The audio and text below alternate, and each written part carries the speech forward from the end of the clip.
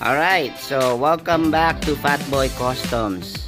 Okay, meron tayo ngayong Zoomer Gen 2 na magpapa motors pa sa atin.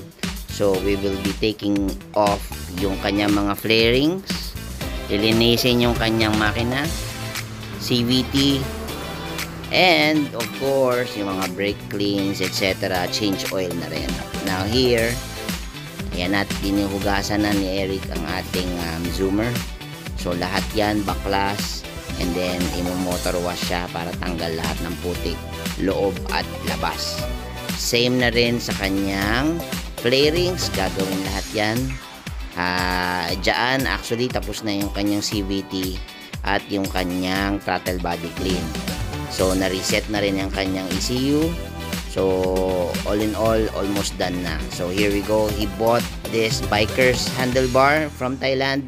So dumiin dyan si bossing, and then pakabit ng bagong side mirror, hand grips, etc. So if you would see, yan, malinis na, ready to rock and roll na si bossing. So again, thank you for watching Fatboy Customs. Motor spa for those who need it, just come to our shop. Alright, bye and thank you.